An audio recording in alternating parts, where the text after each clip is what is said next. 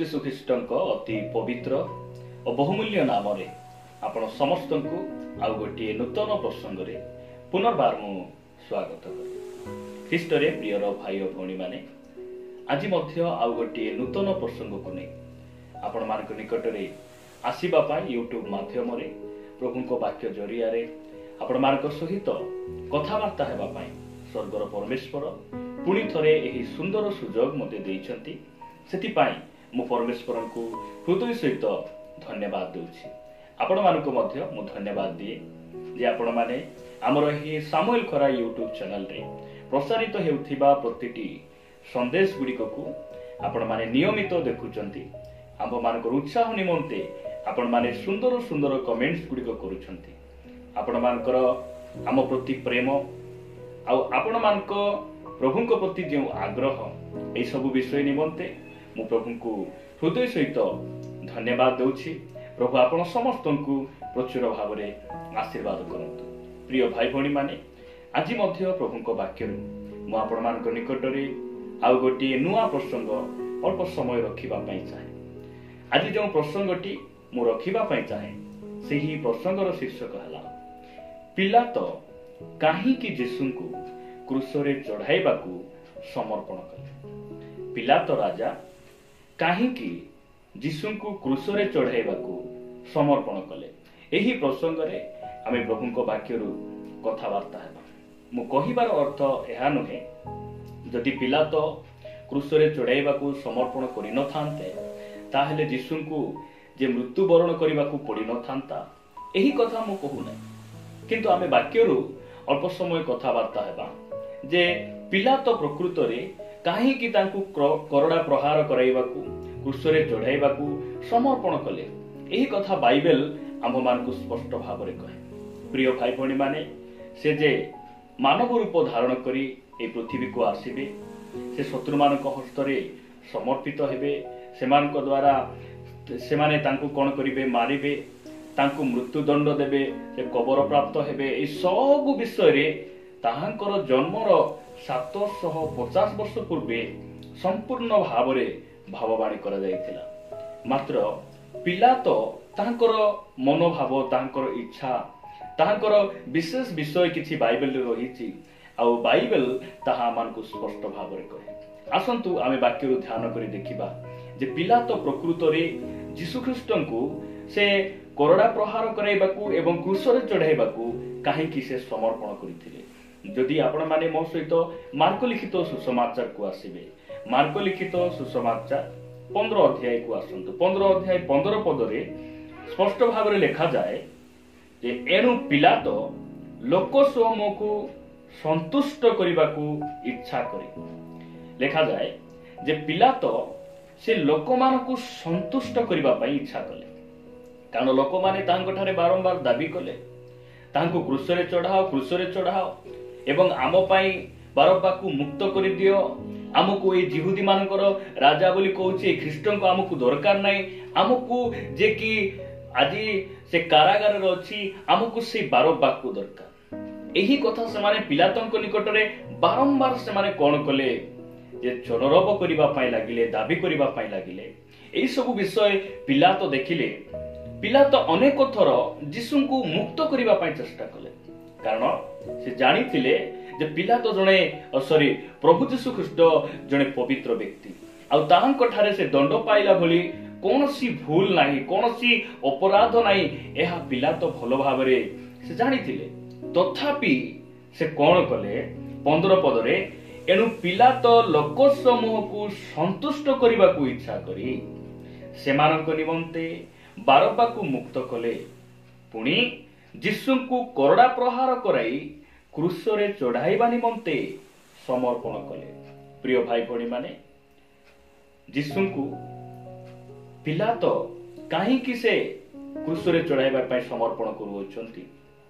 ସେ ରାଜା ବୋଲି, ସେ ଶାସନରେ ଅଛନ୍ତି ବୋଲି? ପ୍ରିୟ ଭାଇ ଭଉଣୀମାନେ, ସେପରି ନୁହେଁ।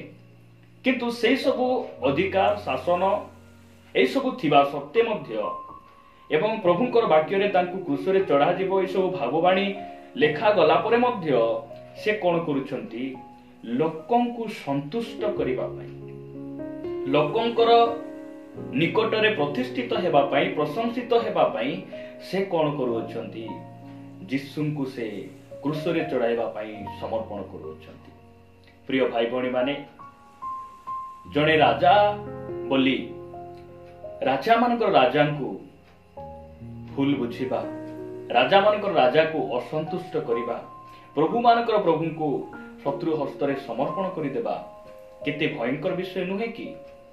ଆଜି ଯଦି ଆପଣ ମାନେ ଆଉ ଗୋଟେ ବାକ୍ୟ ଦେଖିବେ, ଲେଖାଯାଏ ମାଥ୍ୟୁ ଲିଖିତ ସୁସମାଚାର 26 ଅଧ୍ୟାୟ 24 ପଦରେ ଲେଖାଯାଏ, ମନୁଷ୍ୟ ପୁତ୍ରଙ୍କ ବିଷୟରେ ଯେପରି ଲେଖା ଅଛି ସେହିପରି ସେ ପ୍ରୟାଣ କରୁଅଛନ୍ତି ସତ୍ୟ। ପ୍ରଭୁ ଯୀଶୁଖ୍ରୀଷ୍ଟଙ୍କ ବିଷୟରେ ଯେପରି ଲେଖା ଥିଲା, ସେଇ ଲେଖା ଅନୁସାରେ ସେ ବିଚାରିତ ହେଉଛନ୍ତି, ଅପମାନିତ ହେଉଛନ୍ତି, ସେ ଦଣ୍ଡ ପାଇବା ପାଇଁ ଯାଉଛନ୍ତି। ଏହା ସମ୍ପୂର୍ଣ୍ଣ ସତ୍ୟ। ମାତ୍ର ତଳକୁ ଲେଖାଯାଏ, କିନ୍ତୁ ଯେଉଁ ଲୋକ ଦ୍ୱାରା ମନୁଷ୍ୟ ପୁତ୍ର ଶତ୍ରୁ ହସ୍ତରେ ସମର୍ପିତ ହେଉଅଛନ୍ତି, ହାୟ ସେ ଦଣ୍ଡର ପାତ୍ର, ସେହି ଲୋକର ଜନ୍ମ ହୋଇନଥିଲେ ତାହା ପକ୍ଷରେ ଭଲ ହୋଇଥାନ୍ତା। ପ୍ରିୟ ଭାଇ ଭଉଣୀ ମାନେ, ପ୍ରଭୁ ଯୀଶୁଖ୍ରୀଷ୍ଟ ଏ ଜଗତକୁ ଆସିଲେ, ତାହାର ଅର୍ଥ ନୁହେଁ ଯେ ସମସ୍ତେ ତାଙ୍କୁ ଗ୍ରହଣ କରିବେ, ପ୍ରଭୁ ବୋଲି ବିଶ୍ୱାସ କରିବେ। ଏହା ନୁହେଁ। ବାଇବଲ କହେ ସେ ନିଜ ରାଜ୍ୟକୁ ଆସିଲେ, ନିଜ ଲୋକମାନଙ୍କ ନିକଟରେ ଆସିଲେ, କିନ୍ତୁ ତାହାଙ୍କର ଲୋକମାନେ ତାଙ୍କୁ କଣ କଲେ ନାହିଁ? ଗ୍ରହଣ କଲେ ନାହିଁ।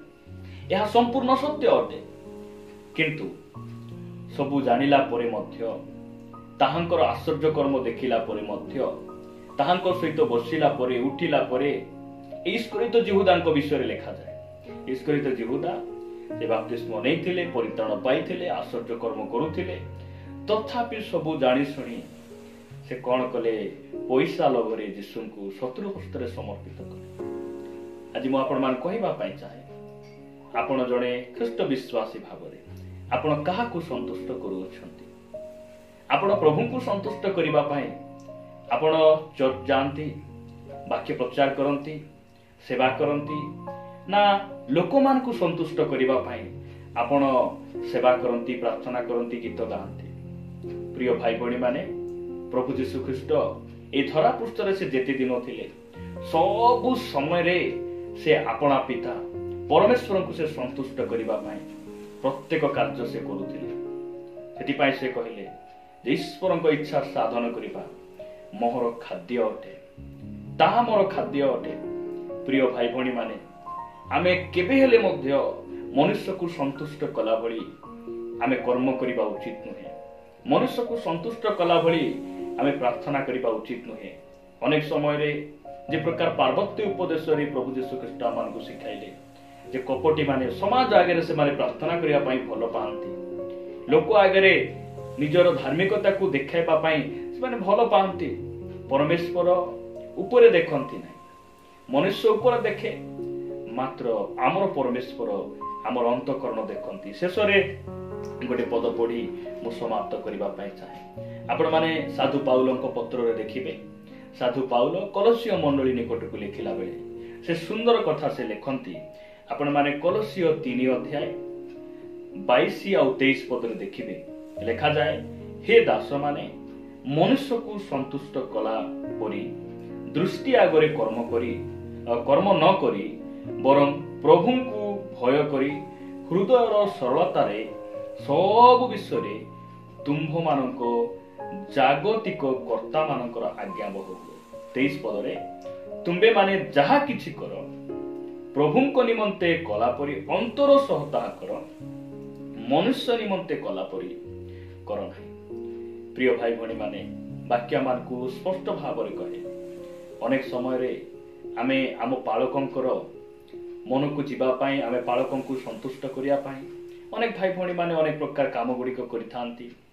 ଚର୍ଚ୍ଚରେ ପ୍ରଶଂସିତ ହେବା ପାଇଁ ଅନେକ ଭାଇ ଭଉଣୀ ମାନେ ଗୀତ ଗାଆନ୍ତି, ଫେମସ ହେବା ପାଇଁ ୟୁଟ୍ୟୁବରେ ପ୍ରଚାର କରନ୍ତି, ଲୋକପ୍ରିୟ ହେବା ପାଇଁ ସେମାନେ ୟୁଟ୍ୟୁବରେ ଗୀତ ଗୁଡିକ ଗାଆନ୍ତି।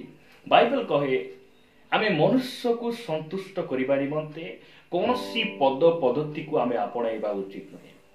ପିଲା ତ ଲୋକମାନଙ୍କୁ ସନ୍ତୁଷ୍ଟ କରିବା ପାଇଁ ସେ ରାଜା ହେଲେ କଣ ହେବ?